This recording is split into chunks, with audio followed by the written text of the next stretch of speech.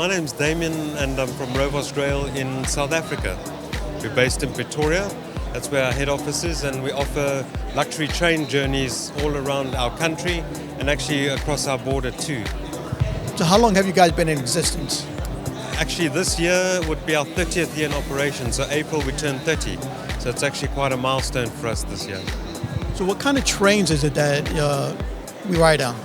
Well, we actually build our own trains, but it's made to look like a 1920s styled Edwardian train, but they are actually hand-built in our own yard in South Africa. So when guests actually go on one of our journeys, we actually take them around to do an introductory to how we build our trains so they can see the insights to our business.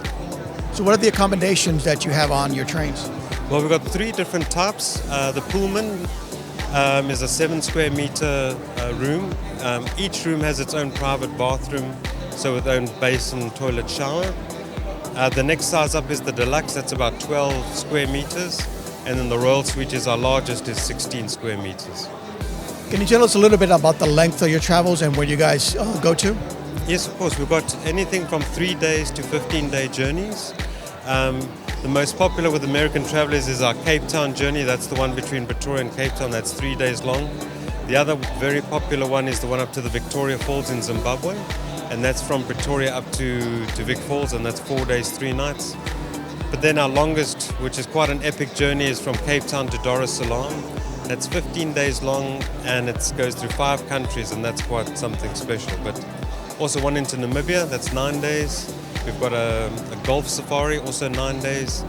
And what we call an African collage, which is like the highlights of South Africa, that's a 9-day journey as well. And not forgetting my favorite, which is actually not our bestseller, is the Durban journey, which is 3 days long. And that's my personal favorite. So can you tell us about some of the excursions that people experience with on the journey? Yes, of course. So depends on the journey that you go. For example, you might have an excursion where you do a game drive, or it could be a cultural tour, dependent. So, for example, the one down to Cape Town, you'll go to the Kimberley diamond mine, and you'll see the world's largest man-made hole, the Kimberley diamond mine hole, and obviously do a tour of the diamond mine. Something like going down to Durban, you'll go to Nambiti, which is a game safari, you'll do that.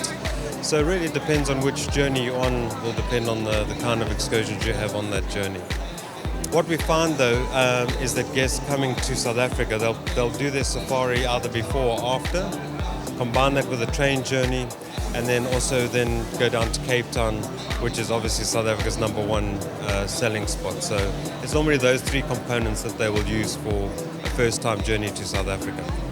So what would you recommend to somebody or what's the most common thing that you recommend or advise to people coming down on your trips that they weren't aware of before? Well, sometimes we find that the media can overplay certain instances. A common one for South Africa is obviously it's crime.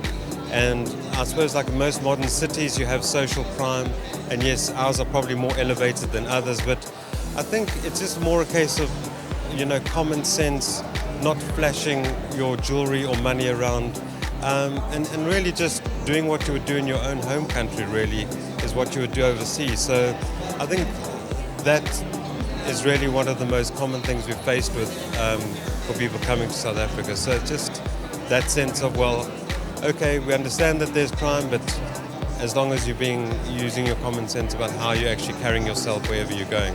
And of course there's hot spots that you're not going to go to.